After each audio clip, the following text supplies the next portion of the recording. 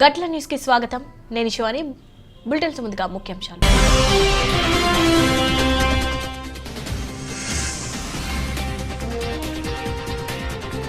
First paperless government గా Dubai, ప్రజలకు ఇబ్బంది కలగకుండానే ఫిట్.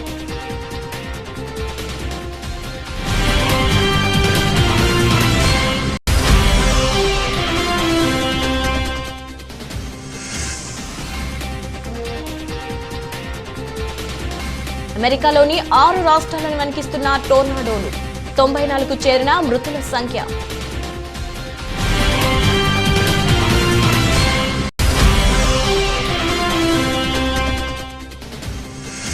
ప్రఖ్యాత కాలభైరవ ఆలయంలో ప్రత్యేక పూజలతో తన 2 రోజుల వారణాసి పర్యటనను ప్రారంభించిన ప్రధాని నరేంద్ర మోదీ.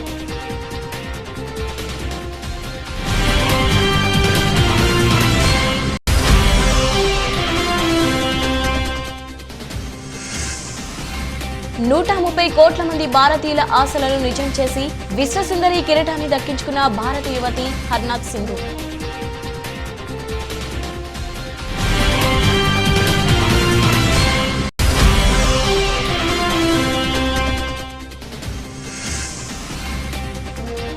మంగళగిరిలో పవన్ ఒక్కరోజు దీక్ష, విశాఖ స్టీల్ ప్లాంట్ కార్మికుల పోరాటానికి సాంఘీభావం.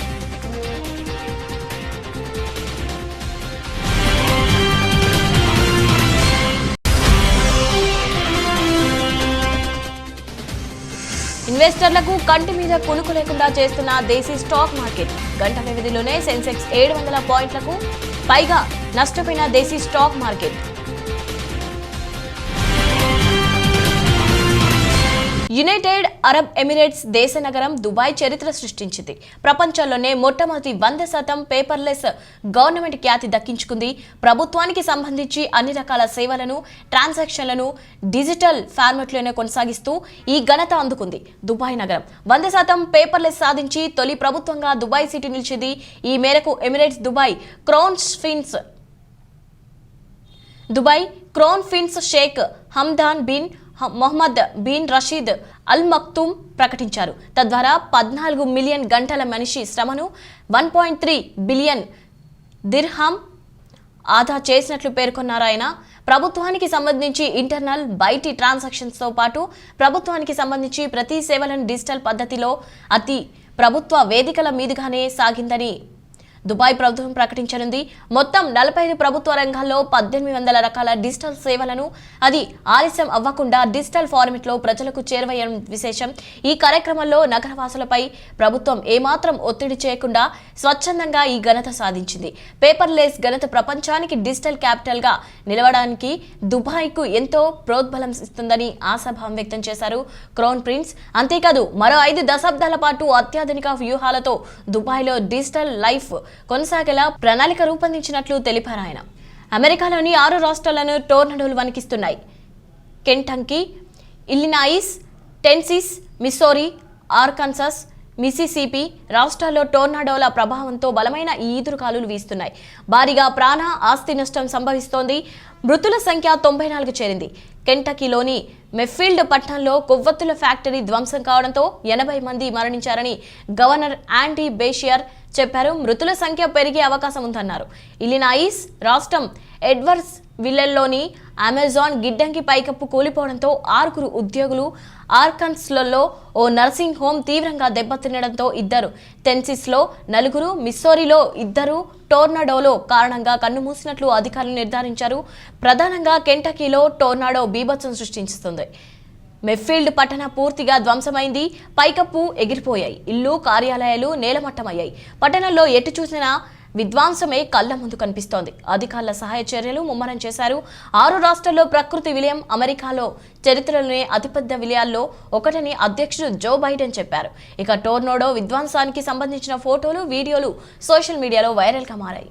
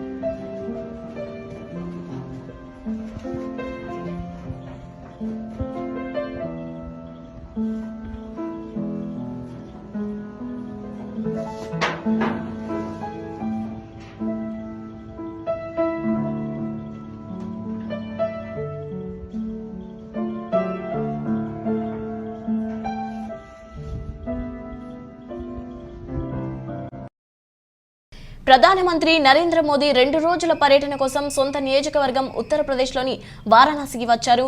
ఢిల్లీ నుంచి సోమవారం ఉదయం వారణాసికి చేరుకున్న ప్రధాని UP governor Anandiben Patel, UP CM Yogi Adityanath విమానాశ్రయంలో స్వాగతం పలికారు.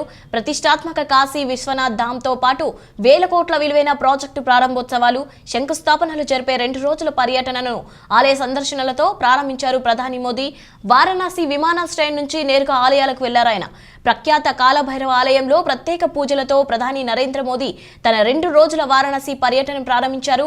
ఆలయంలో ప్రధానికి అర్చకులు స్వాగతం పలికి కండువ కప్పారు. ప్రత్యేక పూజల్లో పాల్గొన్న మోదీ కాలభైరవుడికి హారతి పట్టారు. కాలభైరవ ఆలయం తద్వారా కాశీ విశ్వనాథ ఆలయంలో ప్రధాని పూజలు చేశారు. సొంత నియోజకవర్గం వారణాసి వచ్చిన ప్రతిసారి మోదీ ఈ 2 ఆలయాలను సందర్శిస్తుండడం తెలిసిందే. కాలభైరవ, కాశీ విశ్వనాథ ఆలయాల్లో పూజల తర్వాత ప్రధాని మోదీ ప్రతిష్టాత్మక కాశీ విశ్వనాథ్ ధామ్ ను ప్రారంభించనున్నారు. ऐसे में वो विधि विधान के साथ पूजा अर्चना करते हुए निश्चित तौर से ये वो मौका है जब काशी को एक बार फिर से नया विस्तारित दिव्य भव्य रूप दिया गया है और इसकी शुरुआत 19 में प्रधानमंत्री ने इसके विस्तारित कार्यक्रम के तहत की थी और पहले फेज का काम 339 करोड़ रुपए के तहत किया गया है, जिसमें कुल 23 नए भवनों का एक तरीके से निर्माण हुआ है और तमाम विधि विधान के साथ इस वक्त पूजा अर्चना आप देख सकते हैं।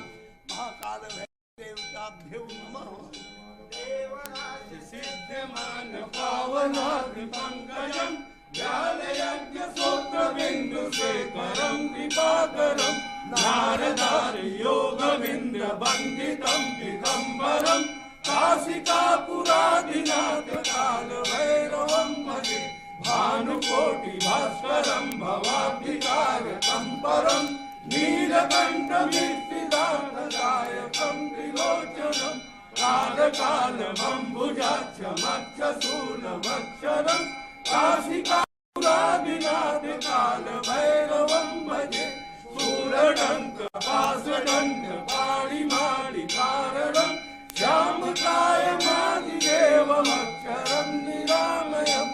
భారత్ హిందువుల దేశమని, ఎలాగైనా అధికారం దక్కించుకోవాలని ఆరాటపడే హిందుత్వవాదులది కాదని కాంగ్రెస్ నేత ఎంపీ రాహుల్ గాంధీ స్పష్టం చేశారు. దేశంలో ద్రవ్యోల్బణానికి, ప్రజల కష్టాలకు హిందుత్వవాదులే కారణమని దుయ్యబుట్టారు. వారికి అధికారమే పరమవది అని ధ్వజమెత్తారు. ద్రవ్యోల్బణం, ధరల పెరుగుదలకు వ్యతిరేకంగా రాజస్థాన్ రాజధాని జైపూర్లో ఆదివారం కాంగ్రెస్ నిర్వహించిన భారీ ర్యాలీలో రాహుల్ ప్రసంగించారు. ప్రధాని మోదీపై విరుచుకుపడ్డారు. మోదీ, ఆయన సంపన్న మిత్రులు కలిసి గత 7 ఏళ్లలో దేశాన్ని నాశనం చేశారని ఆరోపించారు. హిందుత్వ వేర్వేరు పదాలు అని చెప్పారు. 2 ప్రాణాల్లో ఒకే ఆత్మ ఉండనట్లుగా 2 పదాలకు ఒకే అర్థం ఉండదని వ్యాఖ్యానించారు. మహాత్మా గాంధీ హిందూ గాడ్సే, హిందుత్వవాది అని అన్నారు. 2014 నుంచి భారత్లోని హిందుత్వవాదులు ఇదే సిద్ధాంతం పాటిస్తున్నారని విమర్శించారు. తాను నిక్కార్సైన హిందూనని, హిందుత్వవాదిని కాదని తేల్చి చెప్పారు. कौन सी विचारधाराओं के बीच में है? 5 मिनट में मैं आपको यह बताना चाहता हूं और फिर उसके बाद महंगाई, काले कानूनों के बारे में, बेरोजगारी के बारे में खुल के आपसे बोलूं। आप जानते हो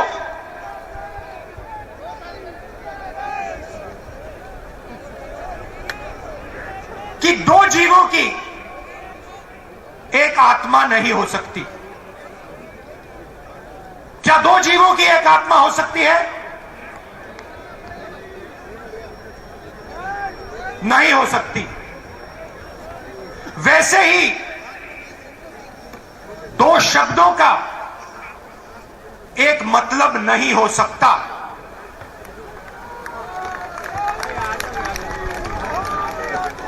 दो जीवों की एक आत्मा नहीं हो सकती, 2 शब्दों का एक मतलब नहीं हो सकता। हर शब्द का अलग मतलब होता है।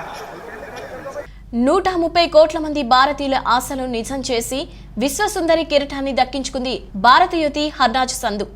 ఇజ్రాయిల్లోని ఈలాట్ నగరంలో జరిగిన 70వ మిస్ యూనివర్సిటీ పోటీలో విజేతగా నిలిచింది హర్నాజ్ సంధు.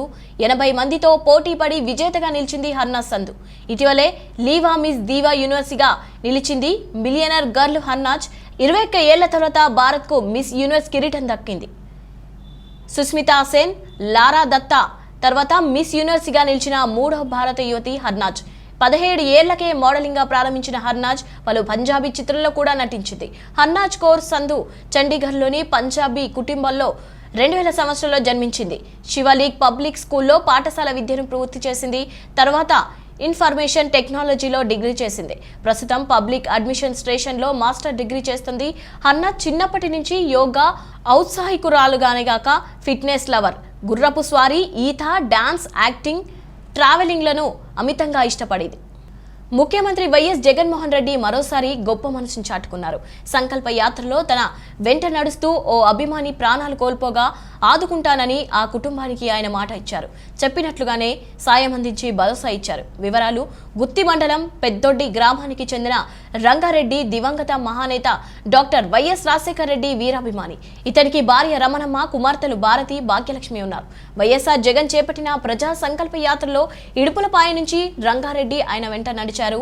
నెల్లూరు జిల్లా కాండ్రా గ్రామంలో అభిమాన నేతతో కరచలనం చేసి ఫోటో కూడా దిగారు. అదే రోజు మధ్యాహ్నం రంగారెడ్డికి గుండెపోటు రావడంతో గూడూరు ఆసుపత్రికి తరలిస్తుండగా మార్గమధ్యలో మరణించారు. రంగారెడ్డి మృతి వార్త తెలుసుకున్న వైఎస్ జగన్ కాండ్రా గ్రామానికి చేరుకుని మృతదేహానికి నివాళులర్పించారు.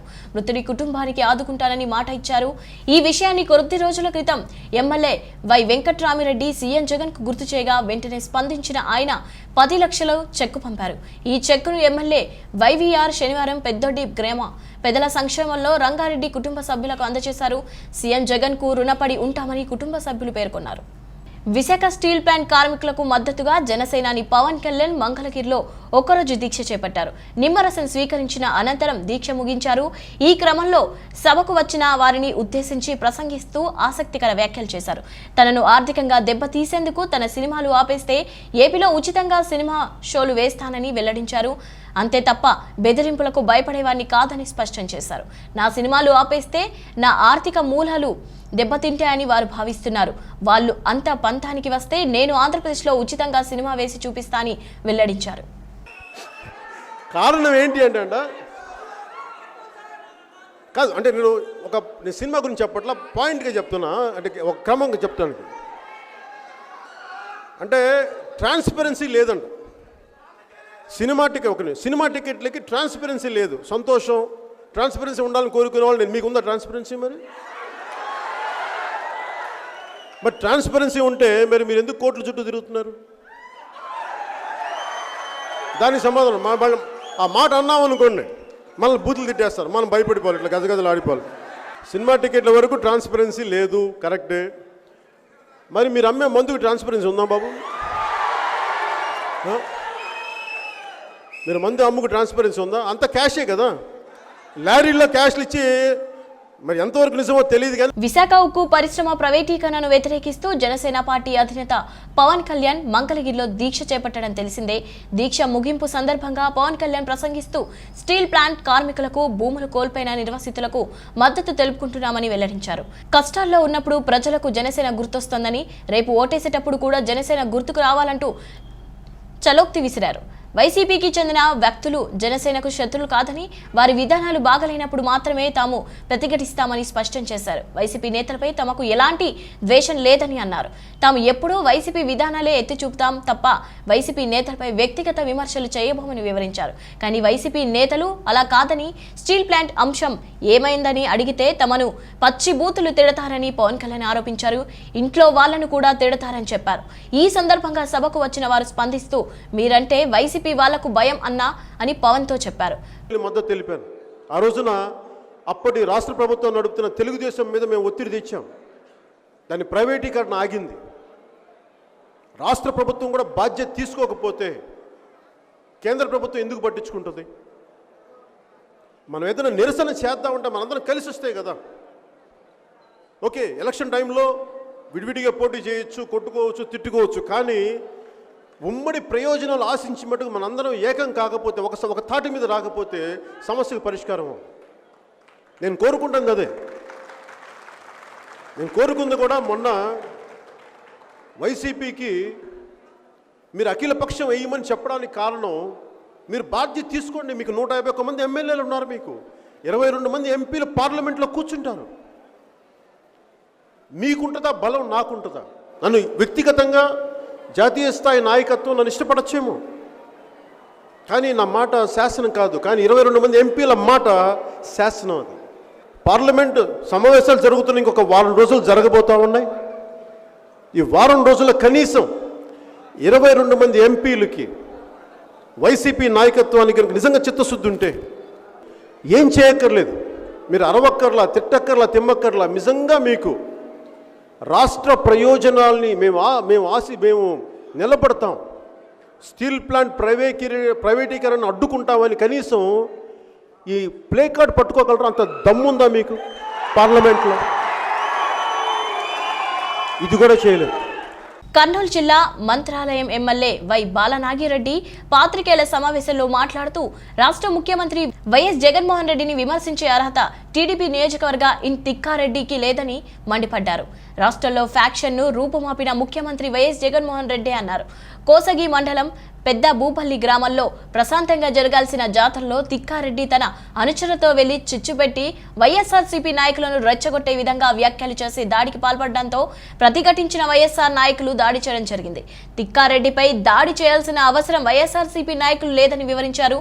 గతంలో కూడా ఎన్నికల ప్రచార నిమిత్తం కగ్గాల్ గ్రామాలపై ఎమ్మెల్యే అనుచరులు దాడి చేస్తే తిక్కారెడ్డి గన్మెన్లను ఎందుకు సస్పెండ్ చేశారని ప్రశ్నించారు. తిక్కారెడ్డి ఎన్ని కుట్రలు పన్నా ప్రజలు వైఎస్ఆర్సీపీ పక్షానే ఉంటారని తెలిపారు. రాష్ట్రంలో ప్రతి ఒక్కరికి సంక్షేమ పథకాలు అందించి ఘనత రాష్ట్ర ముఖ్యమంత్రి వైఎస్ జగన్మోహన్ రెడ్డికి దక్కుతుందని కొనియాడారు. తిక్కారెడ్డి మాటలు నమ్మినారా? చంద్రబాబు నాయుడు, లోకేష్ స్పందించడం విడ్డూరమని, పూర్తి వాస్తవాలు తెలుసుకొని మాట్లాడితే వారిని ప్రజలు నమ్ముతారని, లేకపోతే వారికి ఉండే విలువలు కూడా కోల్పోతారని హెచ్చరించారు.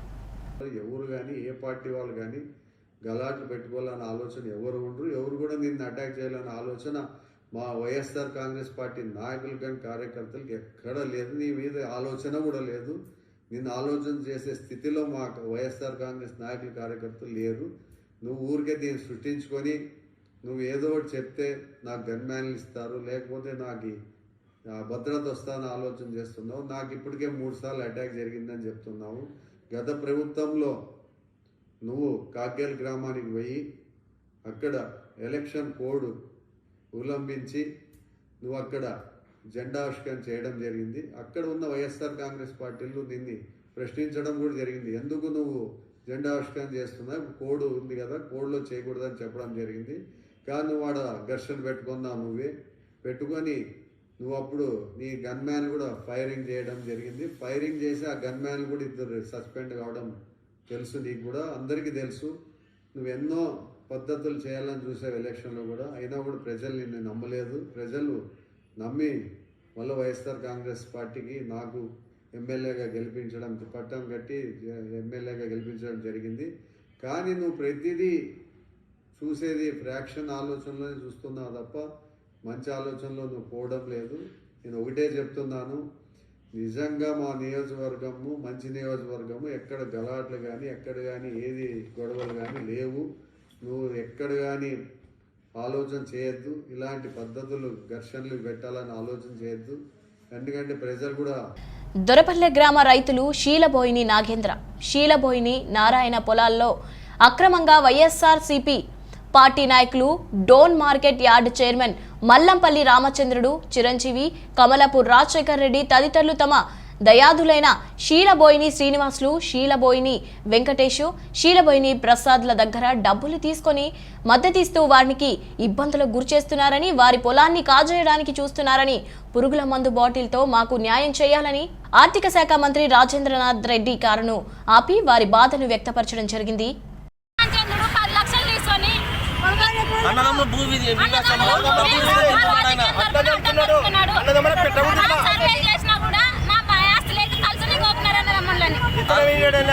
మండల సర్వే 2 సార్లు అయిపోయింది. న్యాయం జరగడం లేదు. బెదిరించడం జరుగుతుంది రాజకీయం ద్వారా.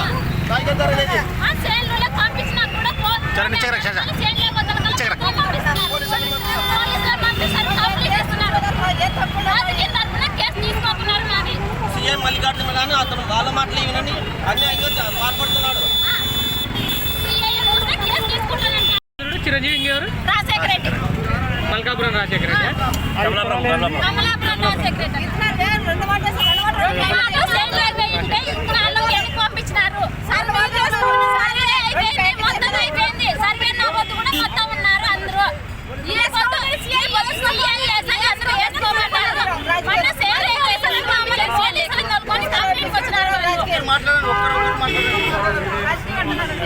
రాజకీయం తరఫున ఇది నడుస్తుంది అంట.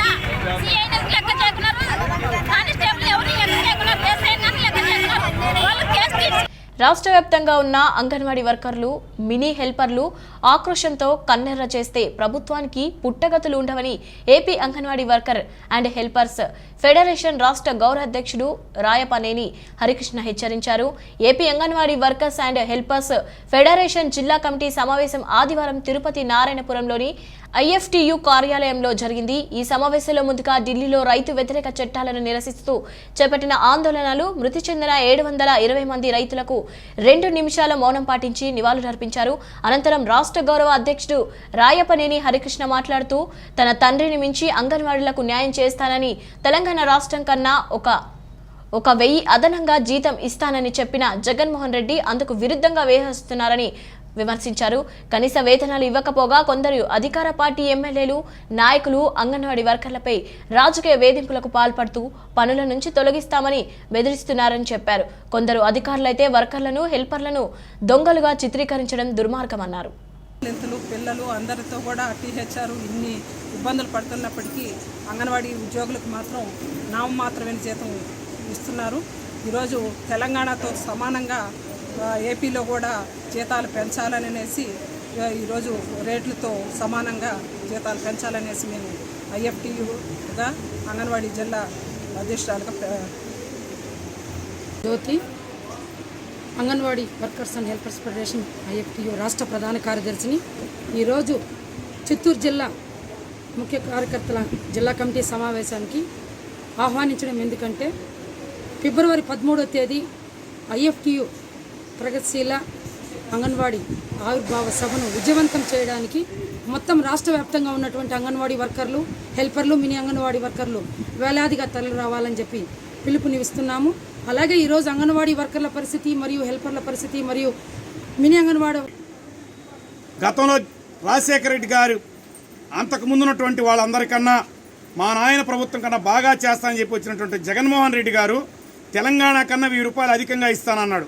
కానీ ఈరోజు తెలంగాణలో కన్నా మనకి దాదాపు 4000 రూపాయలు తక్కువ ఉంది. వెంటనే జీతాలు పెంచాలి, కనీస వేతనం ఇవ్వాలని చెప్పి అడుగుతున్నాం.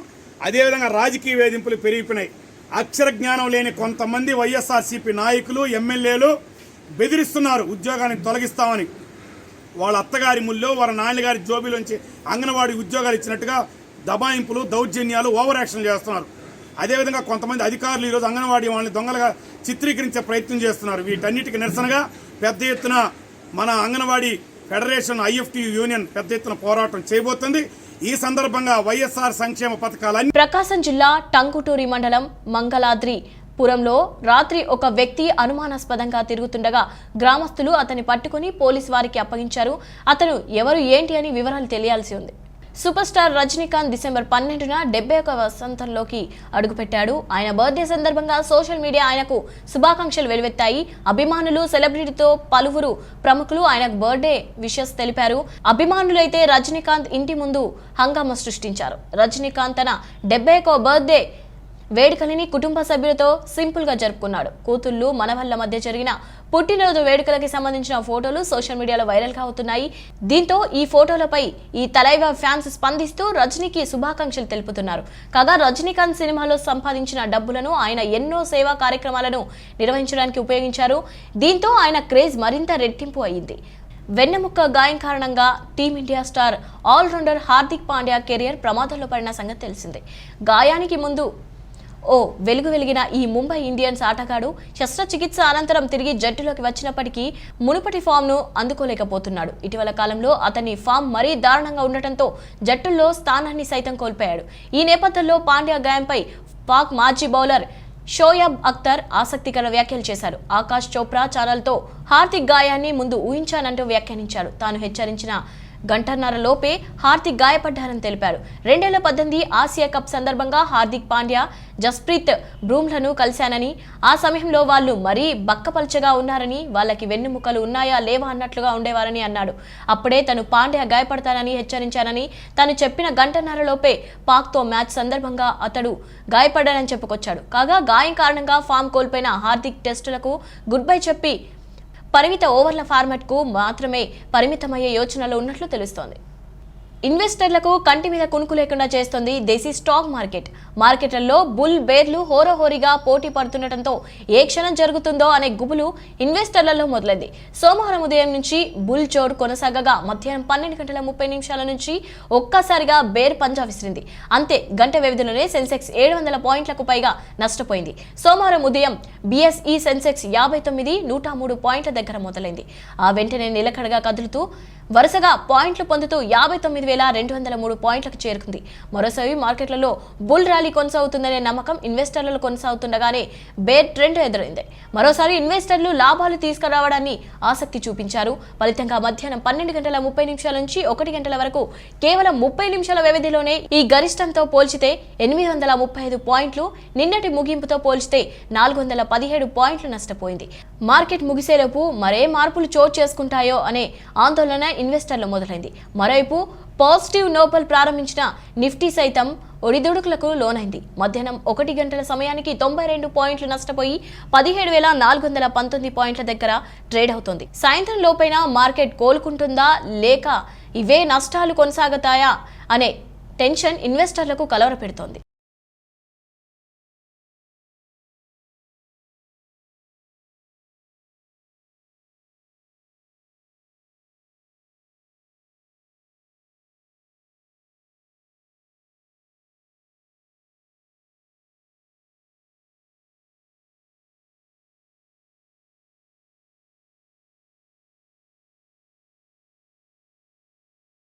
బులెటిన్ ముగించే ముందు మరోసారి హెడ్లైన్స్.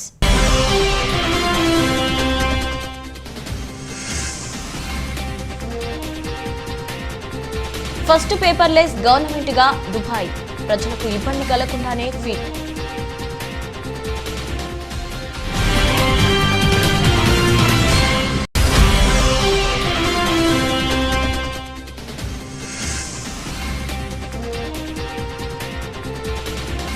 అమెరికాలోని 6 రాష్ట్రాలను వణికిస్తున్న టోర్నాడోలు, 94కు చేరిన మృతుల సంఖ్య.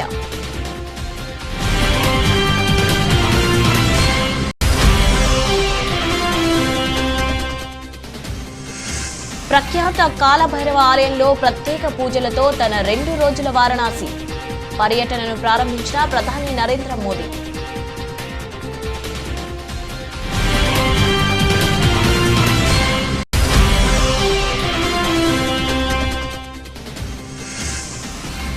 $130 కోట్ల మంది భారతీయుల ఆశలను నిజం చేసి విశ్వసుందరి కిరీటాన్ని దక్కించుకున్న భారత యువతి హర్నాథ్ సింధు.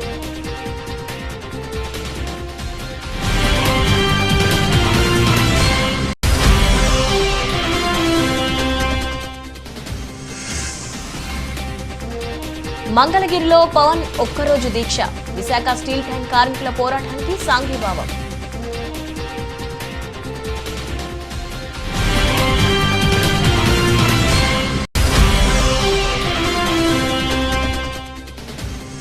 ఇన్వెస్టర్లకు కంటి మీద కునుకు లేకుండా చేస్తున్న దేశీ స్టాక్ మార్కెట్. గంట వ్యవధిలోనే సెన్సెక్స్ 700 పాయింట్లకు పైగా నష్టపోయిన దేశీ స్టాక్ మార్కెట్.